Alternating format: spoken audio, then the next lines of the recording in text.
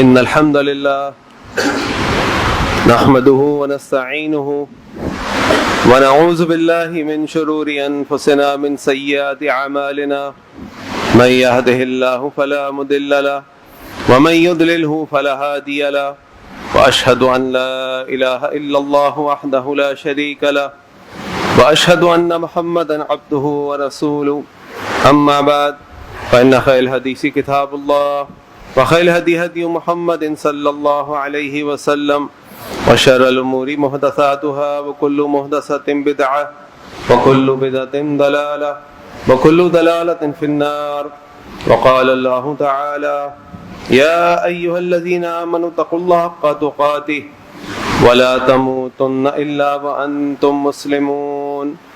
وقال الله تعالى: يا أيها الناس اتقوا ربكم الذي خلقكم من نفس واحدة وخلق منها زوجها وبث منهما رجالا كثيرا ونساء واتقوا الله الذي تساءلون به والأرحام إن الله كان عليكم رقيبا.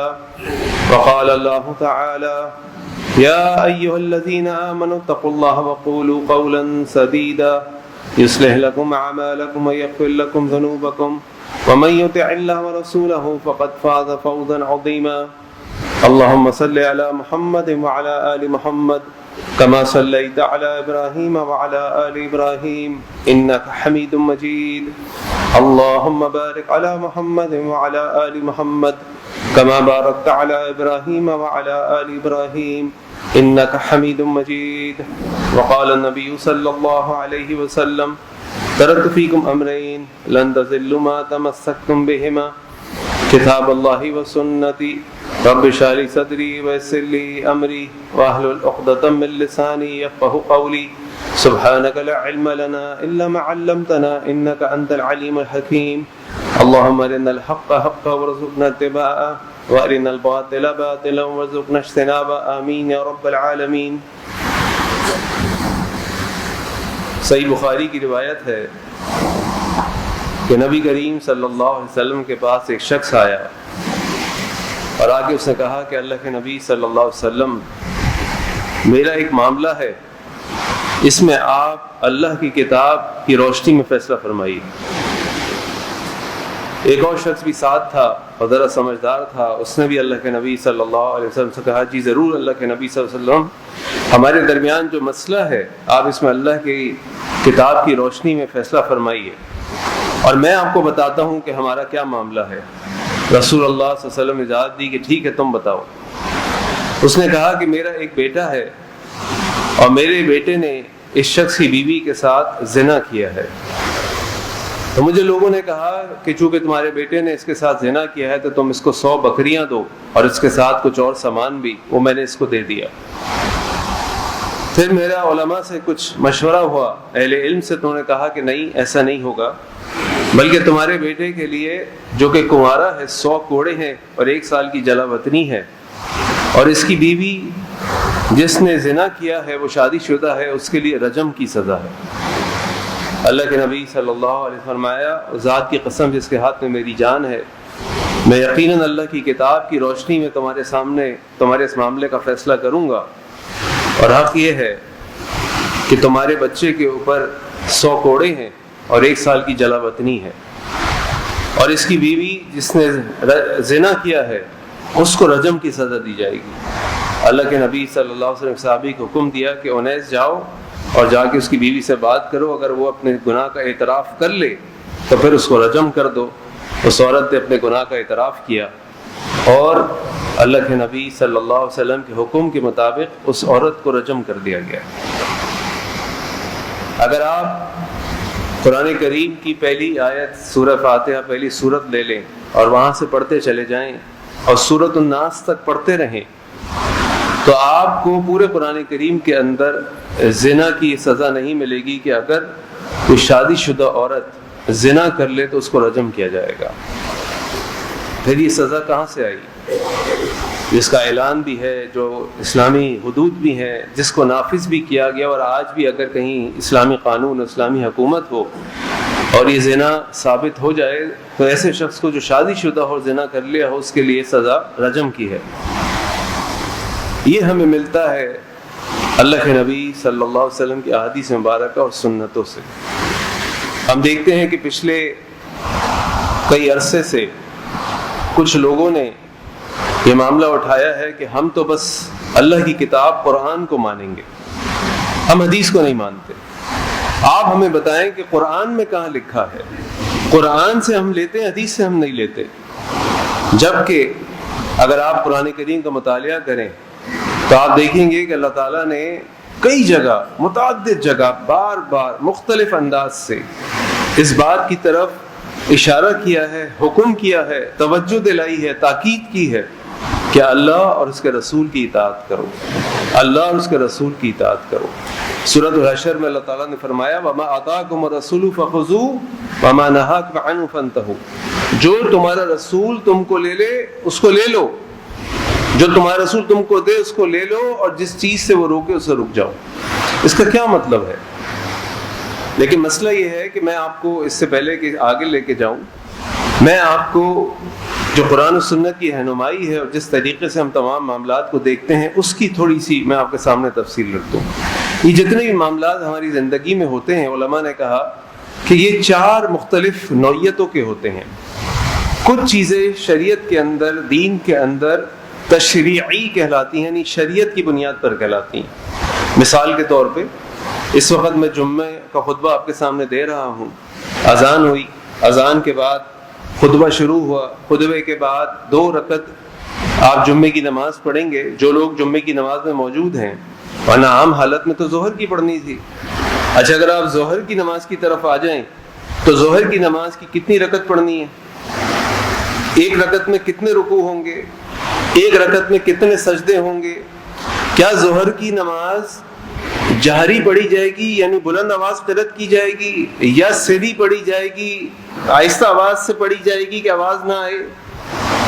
2 رکعت پڑھی جائے گی، 3 پڑھی جائے گی، 4 پڑھی جائے گی؟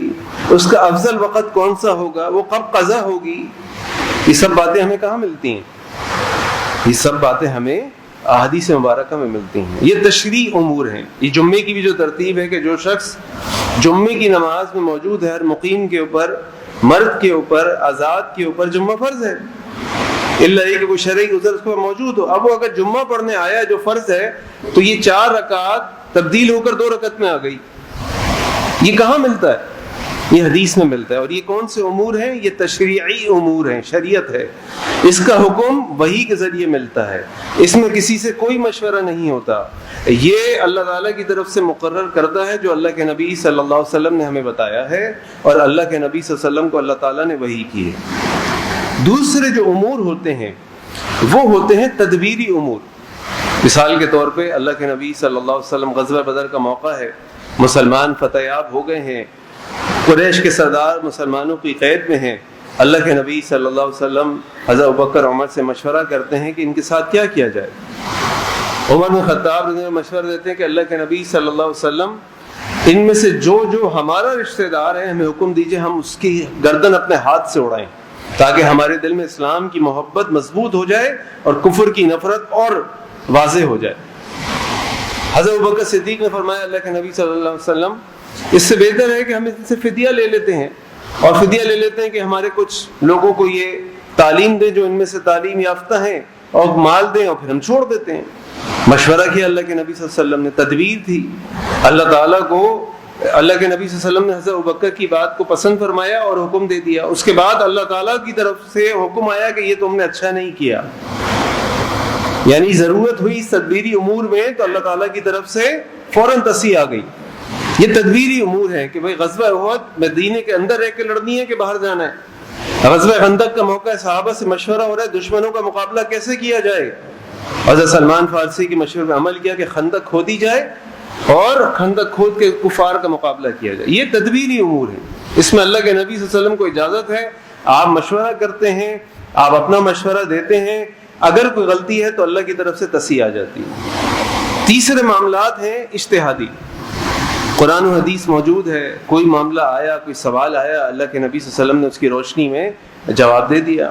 اگر کوئی غلطی ہو گئی تو اللہ تعالیٰ کی طرف سے تصحیح آ گئی، اللہ نبی صلی اللہ علیہ وسلم سے تصحیح فرما دی۔ ایک شخص آیا اللہ کے نبی صلی اللہ علیہ وسلم کے پاس، اس نے کہا کہ اللہ کے نبی صلی اللہ علیہ وسلم میں بہت صبر کروں، میں عبادت کروں اور میں اللہ کے راستے میں شہید ہو جاؤں، میرا کیا ہوگا؟ آپ نے فرمایا تم جنت میں جاؤ۔ وہ شخص جانے لگا، اللہ کے نبی صلی اللہ علیہ وسلم نے آواز دی آؤ ادھر آؤ، واپس آؤ، اور کہا دیکھو تم جنت میں جاؤ گے، اگر تمہارے اوپر کسی کا قرض ہوا تو پھر نہیں جاؤ گے، پہلے قرض ادا کرو، قرض ادا ہوگا پھر تمہارے ساتھ ملے گی۔ مجھے ابھی جبریل نے آ کے یہ بتایا ہے کہ میں تم کو بتا دوں۔ اللہ کے نبی صلی اللہ علیہ وسلم کے پاس وہی موجود تھی، ہدایت موجود تھی، شہادت کے رتبہ فضائل موجود تھے، آپ نے مشورہ دے دیا، حکم دے دیا، جواب دے دیا۔ جہاں اس جواب کے اندر اللہ رب العزت کی طرف سے کوئی تصحیح آئی، آپ نے فوراً اس کی تصحیح کر دی، اور ایسے بے شمار واقعات ہمیں ملتے ہیں۔ اور چوتھے جو معاملات ہیں، چوتھا جو امور ہیں، وہ ہیں طبعی امور۔ طبعی امور یہ ہے کہ بھئی اللہ کے نبی صلی اللہ علیہ وسلم نے لباس پہنا۔ اب اللہ کے نبی صلی اللہ علیہ وسلم نے اپنے زمانے میں چادر بھی پہنی، جبہ بھی پہنا، قمیص بھی پہنی۔ آج اگر کوئی شخص یہ کہے کہ بھائی اللہ کے نبی صلی اللہ علیہ وسلم کی سنت یہ ہے کہ آپ قمیص پہنیں، تو بھائی ان کی سنت تو یہ بھی آپ چادر بھی پہنیں۔ یہ طبعی امور ہیں، اس میں ہر چیز جائز ہے جو آپ کے عرف میں، آپ کے جگہ پر، آپ کی ثقافت ہے اس کے مطابق چلیں، سوائے اس کے کہ جہاں اللہ کی طرف سے، اللہ کے نبی کی طرف سے احکامات آ گئے کہ یہ ان چیزوں سے بچنا ہے۔ مثال کے طور پہ لباس کی بات ہو رہی ہے، لباس کی بات لے لیجئے، لباس میں سطر ڈھانپا ہونا چاہیے، جو انسان کا عورہ ہے، شرمگاہ ہے، واضح نہیں ہونی چاہیے۔ مرد عورتوں کا لباس نہ پہنے، عورتیں مرد کا لباس نہ پہنے، وہ لباس کسی غیر مذہب کا خاص لباس نہ ہو۔ اب اگر ایک شخص پاکستان میں رہتا ہے وہ قمیص شلوار پہنے، یہ ہمارے یہاں کی سنت ہے۔ ایک شخص عرب میں رہتا ہے وہ جبہ پہنتا ہے، وہ وہاں کا لباس ہے۔ ایک شخص امریکہ میں رہتا ہے وہ سوٹ اور پینٹ پہنتا ہے، وہ ان کا لباس ہے۔ تو اگر یہ کہے جی اللہ کے نبی صلی اللہ علیہ وسلم کے لباس کی سنت یہ ہے کہ اللہ کے نبی صلی اللہ علیہ وسلم جبہ پہنتے تھے، یہ سنت نہیں۔ سنت یہ ہے ان تمام شرائط کا جو شریعت نے دی ہیں ان کا خیال رکھا جائے، اور جو آپ کے علاقے کے لوگ جیسا لباس پہنتے ہیں ویسا لباس پہنیں، شریعت کی حدود کا خیال رکھیں۔ الحمدللہ یہی معاملہ بالوں کا ہے۔ کوئی کہتا ہے پٹھے رکھنا سنت ہے، کوئی کہتا ہے گنجا ہونا سنت ہے، کوئی کہتا ہے اس طرح کے بال رکھنا سنت ہے۔ یہ اللہ کے نبی صلی اللہ علیہ وسلم کی کیفیات ہیں، یہ ان کے حالات ہیں مختلف اعتبار سے۔ آپ حج کر کے آئے، آپ نے حلق کرا لیا، آپ اپنے موجود ہیں، آپ نے پٹھے رکھ لیے۔ اللہ کے نبی صلی اللہ علیہ وسلم کے بارے میں آتا ہے کہ اللہ کے نبی صلی اللہ علیہ وسلم جب مکہ فتح کر کے آ رہے تھے، آپ کی لٹیں بنی ہوئی تھیں بالوں کی۔ ہمارے یہاں لٹیں بناتے ہیں، ہمارے یہاں تو ہم لٹیں نہیں بنائیں گے، اس لیے کہ وہ لٹیں بنانا ہمارے یہاں کی عورتوں کا طریقہ ہے، یہ تو عورتوں کی مشابہت ہو جائے گی۔ تو ہمارے ہاں جو بالوں کا انداز ہونا چاہیے وہ ہونا چاہیے جو ہمارے یہاں مردوں میں معروف ہے، اور وہ ہمارے لیے جو ہے وہ ایک جائز بال رکھنے کا طریقہ ہے۔ اب کوئی شخص چھوٹے رکھے، بڑے رکھے، ایسے رکھے، غیر مسلموں کی مشابہت نہ ہو جو ان کا خاص طریقہ ہے، عورتوں کی مشابہت نہ ہو جو اگر مرد ایسا بال رکھتے ہیں، اسی طریقے سے جو اور اس کے اندر ہدایات ہیں۔ تو شریعت کے اندر یہ 4 قسم کے امور ہیں۔ تشریعی امور جس میں کوئی مشورہ نہیں ہے، اللہ کی وحی کے مطابق فیصلہ ہوگا۔ تدبیری امور جہاں اللہ کے نبی صلی اللہ علیہ وسلم صحابہ سے مشورہ کر رہے ہیں۔ اجتہادی امور جہاں اللہ تعالیٰ کی طرف سے دی گئی جو ہدایات ان کی روشنی میں فیصلہ کیا جا رہا ہے، جہاں کوئی غلطی ہوگی، تصحیح کی ضرورت ہوگی، اللہ تعالیٰ کی طرف سے ہدایات آ جائیں گی۔ اور چوتھے طبعی امور جو ایک عام انسان کا طریقہ ہے، وہ اپنے علاقے کے اعتبار سے، اپنی ثقافت کے اعتبار سے اسلامی تعلیمات کو سامنے رکھتے ہوئے کہ وہ متاثر نہ ہو، ان کی نافرمانی نہ ہو، وہ اپنے اعتبار سے اپنی زندگی کو اچھے طریقے سے گزارے۔ یہ پوری شریعت کا کے اندر جو امور ہیں، جو احکامات ہیں، یہ ان کا ایک تتمہ ہے۔ اب یہ لوگ جو اعتراض کرتے ہیں، ان کے عجیب قسم کے اعتراض ہیں۔ ان کا پہلا اعتراض تو یہ ہوتا ہے کہ جناب حدیثیں محفوظ نہیں ہیں، حدیثیں محفوظ نہیں ہیں۔ دیکھیے اللہ تعالیٰ قرآن میں فرماتے ہیں لقد من اللہ علی المؤمنین، یقین اللہ تعالیٰ نے احسان کیا مومنین کے اوپر، اذ بعث فیہم رسولا من انفسہم، جب اللہ تعالیٰ نے ان کے اندر سے ان کے لیے رسول کو بھیجا، یتلو علیہم آیاتہ، جو ان کے اوپر اللہ کی آیات کو تلاوت کرتا ہے۔ وَيُزَكِّيهِمْ، اور وہ ان کا تزکیہ کرتا ہے، وَيُعَلِّمُ الْكِتَابَ وَالْحِکْمَةَ، اور ان کو کتاب اور حکمت کی تعلیم دیتا ہے، وَإِنْ كَانُوا مِنْ قَبْلُ لَفِي ضَلَالٍ مُبِينٍ، اور اس سے پہلے وہ کھلی گمراہی میں تھے۔ اب سوال یہ پیدا ہوتا ہے، امام شافعی فرماتے ہیں جو لفظ حکمت ہے اس سے مراد سنت ہے۔ اللہ تعالیٰ نے اس کے اندر یہ بھی واضح کر دیا کہ یتلو علیہم آیات ہی، وہ اللہ کی آیات کی تلاوت کرتا ہے۔ پھر اللہ تعالیٰ نے فرمایا وہ تلاوت بھی کرتا ہے، وَيُعَلِّمُهُمُ الْكِتَابَ، وہ کتاب سکھاتا ہے، اللہ کی کتاب سکھاتا ہے، وَالْحِکْمَةَ، اور حکمت بھی سکھاتا ہے۔ پھر یہ حکمت کیا ہے؟ یہ جو اللہ تعالیٰ بار بار قرآن میں فرما رہے ہیں، وَمَن يُطِعِ اللَّهَ وَرَسُولَهُ وَمَن يُطِعِ اللَّهَ وَرَسُولَهُ، اللہ اور اس کے رسول کی اطاعت کرو۔ تو اللہ کی اطاعت تو کتاب اللہ ہو گئی، قرآن ہو گیا، رسول کی اطاعت کہاں سے آئے گی؟ کیا قرآن کافی نہیں ہے؟ پھر رسول کی اطاعت کہاں سے؟ رسول کی اطاعت قرآن سے کرنی ہے تو وہ تو اللہ کی اطاعت ہو گئی۔ اچھا پھر اگر اللہ کی اطاعت ہی کرنی تو رسول کی ضرورت کیا تھی؟ تو عجیب قسم کی پھر بات یہ ہے کہ اگر تھوڑی دیر اور غور کریں تو آپ سوچیں، ابن حزم رحمہ اللہ فرماتے ہیں کہ یہ کتنی عجیب بات ہے کہ آپ یہ تو کہتے ہیں کہ بھئی ہم صرف کتاب اللہ کو مانیں گے، اور اللہ تعالیٰ کی جو آیات کے اندر اللہ تعالیٰ اس بات کی طرف اشارہ کر رہے ہیں، حکم دے رہے ہیں کہ اللہ کے رسول کی اطاعت کرو، جو اللہ کا رسول دے اس کو لے لو، جس سے روکے اس سے رک جاؤ، تو معاذ اللہ تو اللہ نے یہ کہہ تو دیا کہ رسول کی اطاعت کرو، حکمت کیا ہے، رسول جو دے لے لو، لیکن معاذ اللہ اللہ اس بات میں ناکام ہو گئے کہ اس سنت کی حفاظت کر لیں۔ معاذ اللہ اعوذ باللہ۔ اچھا اگر آپ پھر بھی اس پہ اصرار کرتے ہیں تو ہم آپ سے پوچھتے ہیں کہ بھائی آپ اس حدیث کی جو حفاظت ہے اس کو تو ماننے کو تیار نہیں ہے، اس بات کے باوجود کہ جو علم الرجال ہے، جو علم الحدیث ہے، جو حدیث کی حفاظت کا ایک سائنٹیفک سسٹم محدثین نے تیار کیا ہے اور اس کے بارے میں ساری معلومات جمع کی ہے، آپ اس سب کو بھی انکار کر دیتے ہیں۔ تو بھائی یہ بتائیے، یہ جو قرآن آپ کے پاس پہنچا یہ بھی تو انہیں افراد کے ذریعے پہنچا ہے، یہ بھی تو ان انسانوں کے ذریعے پہنچا ہے۔ جب آپ قرآن کی اس آیت پر ایمان لاتے ہیں، اِنَّا نَحْنُ نَزَّلْنَا الذِّکْرَ وَإِنَّا لَهُ لَحَافِظُونَ، ہم نے ذکر کو نازل کیا اور ذکر کی ہم ہی حفاظت کریں گے، یقیناً حفاظت کریں گے، تو بھائی یہ بھی تو اللہ نے نازل کیا ہے، اس کی حفاظت بھی تو اللہ نے کرنی ہے۔ جب اللہ کہہ رہے ہیں کہ یہ تمہیں کتاب بھی سکھائے گا، حکمت بھی سکھائے گا، جب اللہ کہہ رہے ہیں جو دے اس کو لے لو، تو مانو نا۔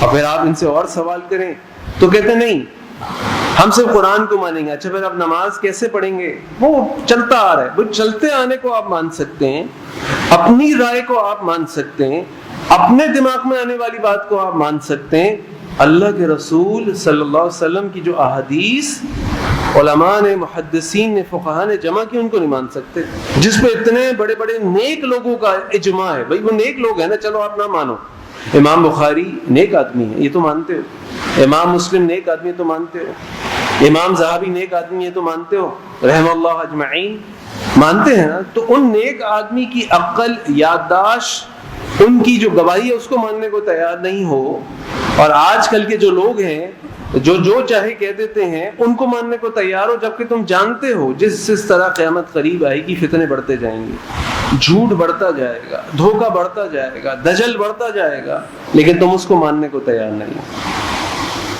اب جب آپ یہ سوال زیادہ کریں گے تو آئیں بائیں شائیں کرنے لگیں گے، بھائی تمہارا نکاح ہوا، تمہارے بچوں کا نکاح ہوا، کیسے ہوا؟ کہاں لکھا ہے قرآن میں یہ ترتیب ہوگی؟ ابھی کچھ دن پہلے میں ایک مثال دیتا ہوں، کچھ دن پہلے اسی شخص نے جو اعتراض کر رہا ہے تمہارے باپ کا انتقال ہوا، تم نے جنازہ کیسے پڑھوایا اس کو؟ ذرا بتاؤ، تم نے قبر میں کیسے دفنایا؟ ذرا بتاؤ، تم نے کفن کیسے دیا؟ ذرا بتاؤ، تم نے غسل کیسے دیا؟ ذرا بتاؤ، اس کے بغیر ذرا دفنا کے دکھاؤ، کوئی نہیں دفنائے گا۔ اور اگر آپ اور غور کریں تو قرآن کریم کے اندر یہ جو ہم عام طور پہ سورۃ العلیٰ، سورۃ الغاشیہ کی تلاوت کرتے ہیں، ان میں اللہ تعالیٰ فرماتے ہیں صحف ابراہیم و موسیٰ، ابراہیم اور موسیٰ علیہ السلام کے صحیفوں کا ذکر کرتے ہیں۔ چلیں موسیٰ علیہ السلام کے صحیفے کو ہم مان لیتے ہیں، موسیٰ علیہ السلام کا صحیفہ ہم مان لیتے ہیں، جی وہ تورات ہے۔ ابراہیم علیہ السلام کا صحیفہ کیا ہے؟ اللہ تعالیٰ ذکر فرما رہے ہیں کہ ہم نے صحیفے نازل کیے ہیں، اللہ تعالیٰ قرآن کریم میں کئی مقام پہ فرماتے ہیں اللہ کے نبی صلی اللہ علیہ وسلم اِنَّا أَوْحَيْنَا كَمَا إِلَيْكَ جیسے ہم نے تم پہ وحی کی کما اوحینا. اور پھر آگے اللہ تعالیٰ اور انبیاء کے نام لیتے ہیں، نوح، اسباط، یعقوب، یوسف اور بہت سارے نام لیتے ہیں. ان کی کتابیں کہاں ہیں؟ اس کا مطلب یہ ہوا کہ اللہ تعالیٰ جو اپنے انبیاء کے اوپر وحی کرتے ہیں یہ اللہ تعالیٰ کی سنت ہے کہ صحیفے الگ ہیں، کتابیں الگ ہیں، لیکن سنت جو وحی کی جاتی ہے، جو اپنے لوگوں کو تعلیم دیتے ہیں، ان کے مسائل کا حل ان کے سامنے رکھتے ہیں، ان کی شریعت لے کر آتے ہیں، وہ ضروری نہیں ہے کہ ان کی کتابوں میں موجود ہے.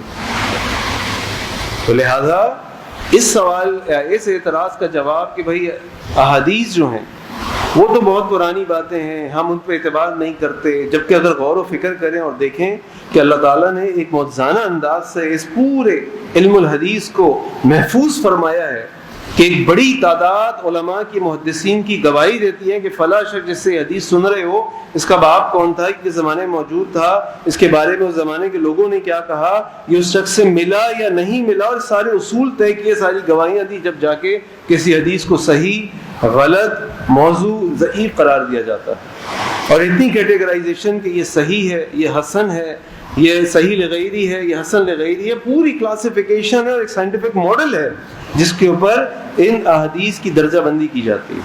اللہ اکبر، یہ اللہ کا معجزہ ہے. دوسرا اعتراض یہ کیا جاتا ہے کہ بھئی دیکھو اس حدیث کو، یہ تو ہمیں سمجھ نہیں آتی، یہ کیسے ہو سکتا ہے؟ اللہ معاذ اللہ ایسے ظالم کیسے ہو سکتے ہیں؟ معاذ اللہ یہ بات کیسے ممکن ہو سکتی ہے؟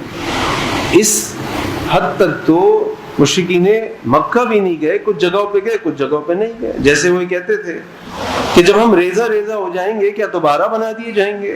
کیا دوبارہ اٹھا دیے جائیں گے؟ کیا ہمارا حساب کتاب دوبارہ ہوگا؟ یہ تو اساطیر الاولین پچھلے ہوئی کہانیاں، چھوڑ دو ان کو. اور آج سائنس ہمیں بتاتی ہے یہ ڈی این اے کیا ہوتا ہے، یہ فنگر پرنٹس کیا ہوتے ہیں، یہ آئی کا اسکین کیا ہوتا ہے، اور کتنی یونیک ہوتا ہے کہ ایک انسان کے جو فنگر پرنٹ ہے دنیا میں کسی اور انسان کے نہیں ہو سکتا. اس ڈی این اے کے اندر آپ کی پوری نسل، آپ کی پوری معلومات محفوظ ہوتی ہے، کوڈنگ ہوئی بھی ہوتی ہے، اور اس کی بیسس پر دنیا میں قانونی اور کتنے بڑے بڑے مسئلے حل کیے جاتے ہیں. اور یہ اللہ تعالیٰ نے اس زمانے میں بیان فرما دیا. پورا انسان کا جو پیدائش کا پروسیس ہے وہ اللہ تعالیٰ نے قرآن میں بیان فرما دیا. اس زمانے میں سمجھ نہیں آ سکتا تھا کسی کو، آج سائنس اس کی تصدیق کرتی ہے. تو بات یہ آپ کو سمجھ آئے یا نہ آئے، اس کی وجہ سے آپ یہ کہیں کہ ہم حدیث کو نہیں مانتے، ہم صرف کتاب اللہ کو مانیں گے، تو آپ کو بہت کچھ چھوڑنا پڑے گا اور جنگلوں میں جا کے رہنا پڑے گا. یہ بات تو کبھی صحابہ نے بھی نہیں کی، جبکہ ان کے سامنے بھی کئی ایسے مواقع ہے کہ جب ان کو کسی چیز کا علم نہیں ہوتا تھا. حضرت عمر خطاب رضی اللہ عنہ اپنے گھر میں بیٹھے، ابو موسیٰ اشعری رضی اللہ عنہ آتے ہیں، عمر رضی اللہ عنہ جواب نہیں دیا، ابو موسیٰ اشعری رضی اللہ عنہ واپس چلے گئے.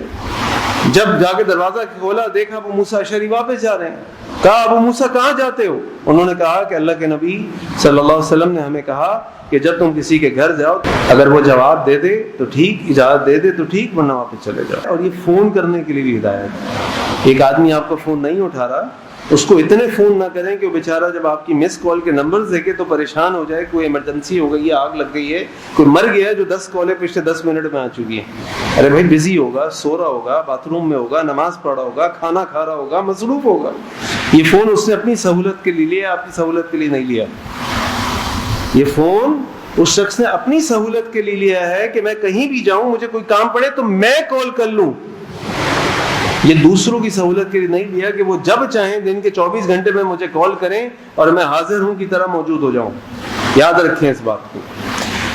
تو میں عرض ہی کر رہا تھا کہ اللہ کے عمر بن خطاب نے ان سے کہا کہ مجھے یقین نہیں آتا اس بات کے اوپر.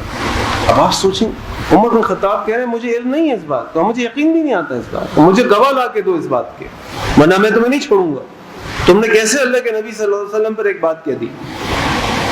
اور پھر ابو موسیٰ اشعری نے صحابہ کو جمع کیا، ان صحابہ سے گواہی دلوائی، تو حضرت عمر خطاب نے اس بات کو تسلیم بھی کیا اور اس بات کو قبول بھی کر کے اس پہ عمل کیا. نہیں معلوم تھا عمر خطاب سے. اس کا مطلب یہ نہیں ہے کہ وہ انکار کر دیں کہ میں نہیں مانتا. ہاں وہی کریں گے، میں تصدیق کرنے کی کوشش کرتا ہوں، میں تلاش کرنے کی کوشش کرتا ہوں، میں علم حاصل کرنے کی کوشش کرتا ہوں، نہ یہ کہ میں انکار کر دوں. حضرت عبداللہ ابن عمر رضی اللہ عنہما کتنے بڑے صحابی ہیں، ان کو بہت بعد میں جا کے اس حدیث کے بارے میں پتہ چلا کہ من شہد الجنازہ فلہ قیرات، جو جنازے کی نماز میں حاضر ہوا اس کے لیے قیرات کے برابر اجر ہے۔ ومن شہد الجنازہ حتی تدفن، اور جو جنازے میں شریک ہوا یہاں تک کہ تدفین کر دی گئی، فلہ قیراتان، اس کے لیے 2 قیرات ہیں۔ صحابہ نے پوچھا اللہ کے نبی صلی اللہ علیہ وسلم ومل قیراتان، یہ قیراتان کیا ہے؟ اور آپ نے فرمایا مثل الجبلتین العظیمتین، بڑے بڑے 2 پہاڑوں کے برابر اجر، بڑے بڑے 2 پہاڑوں کے برابر اجر۔ اسی لیے ایز اے سائیڈ نوٹ میں اپنے آپ کو بھی آپ کو نصیحت کرتا ہوں کہ ہم عام طور پہ انہی جنازوں میں شریک ہوتے ہیں جو ہمارے قریبی رشتہ داروں اور دوستوں کے ہوتے ہیں۔ اگر آپ کو کہیں پتہ چل جائے کہ فلاں جگہ کسی کا جنازہ ہے تو کوشش کریں پڑھ لے، چاہے غیر ہی آپ کو کیوں نہ ہو۔ فلہ قیرات، بڑے پہاڑ کے برابر اجر۔ آج دنیا کے 100 200 1000 10,000 20,000 ملتے ہیں، پورا دن لائن میں کھڑے ہو جاتے ہیں۔ ابھی کل ہی میں پڑھا تھا فیصل آباد میں کسی لون کپڑے کی دکان پہ سیل لگی، وہاں پہ گتھم گتھا ہو گئی عورتیں وہ ڈسکاؤنٹ لینے کے لیے اور کپڑے اٹھانے کے لیے، کپڑے پھاڑ دیے، بال کھینچ لیے دنیا کے چند ٹکوں کے لیے۔ اور یہاں فلہ قیرات ولہ قیراتان، ایک بہت بڑے پہاڑ جتنا اجر ایک نماز جنازہ پڑھنے سے۔ اور اگر قبرستان چلے جاؤ تو 2 بڑے بڑے پہاڑوں کے برابر اجر۔ تو کہیں موقع ملے، کہیں پتہ چلے، فوراً چلے جایا کریں۔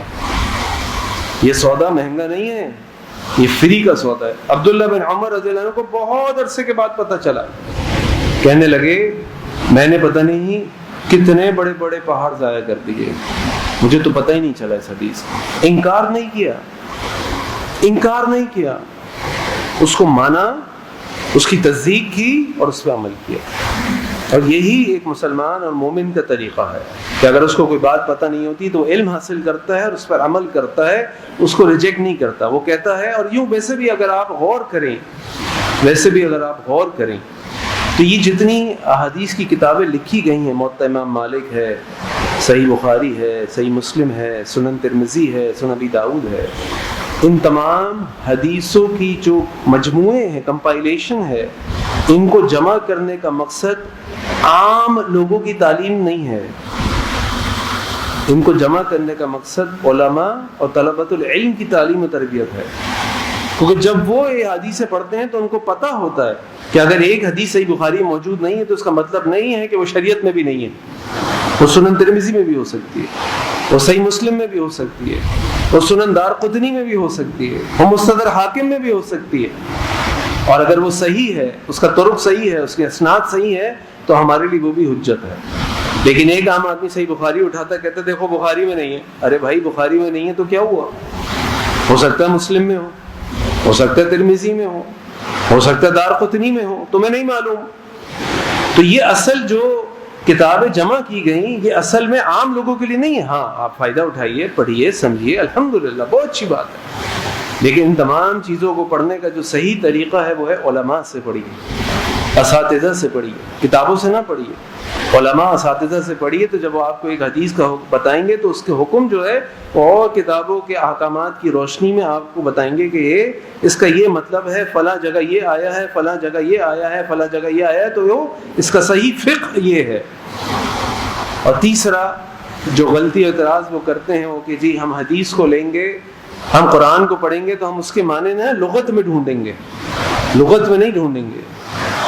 اصول تفسیر کے جو اصول ہیں اور قرآن و سنت جو ہمیں بتاتی ہے وہ یہ کہ جب بھی کسی شرعی حکم کو سمجھا جائے گا تو سب سے پہلے دیکھا جائے گا کہ قرآن میں کسی اور جگہ اس کی وضاحت کی گئی ہے، کیونکہ قرآن کا ایک حصہ اپنے دوسرے حصے کی وضاحت کرتا ہے۔ پھر دیکھا جائے گا کہ اللہ کے نبی صلی اللہ علیہ وسلم نے اس آیت کی، اس لفظ کی کوئی وضاحت بیان فرمائی ہے۔ پھر دیکھا جائے گا کہ صحابہ نے اس کے بارے میں کیا کہا ہے، پھر دیکھا جائے گا سلف صالحین نے اس کے بارے میں کیا کہا ہے، علماء اور محدثین کا اس کے بارے میں کیا رائے اور تفسیر ہے۔ اس کے بعد جب کہیں کچھ نہیں ملتا تو پھر آخری جو آپ کا ریزورٹ ہوگا، یعنی آخری جو آپ کا موقع ہوگا جہاں سے آپ اس قرآن کو سمجھنے کی کوشش کریں گے وہ لغت ہوگی۔ لغت سب سے پہلے نہیں ہے، لغت سب سے آخر میں۔ کیونکہ جب بھی کوئی لفظ ہم سمجھتے ہیں تو اس کے پیچھے ایک پورا نیریٹو ہوتا ہے، کانٹیکسٹ ہوتا ہے، ایک پوری ایک وجہ ہوتی ہے، اس کی بنیاد کے اوپر اس جملے کو یا اس بات کو سمجھا جاتا ہے۔ تو لہٰذا حدیث ہمارے لیے حجت ہے، حدیث ہمارے لیے دین کو سمجھنے کا اصول ہے۔ اس لیے اللہ کے نبی صلی اللہ علیہ وسلم فرمایا ترکت فیکم امرین لن تضلوا ما تمسکتم بہما کتاب اللہ و سنتی، میں تمہارے درمیان دو چیزیں چھوڑ کے جا رہا ہوں، تم کبھی گمراہ نہیں ہو کر ان کو مضبوطی سے تھام لو۔ نمبر 1 اللہ کی کتاب، نمبر 2 میری سنت، میرا طریقہ۔ اللہ سے دعا ہے کہ اللہ تعالیٰ میں قرآن و سنت پر عمل کی توفیق عطا فرمائے۔ آخر دعوانا الحمد للہ رب العالمین۔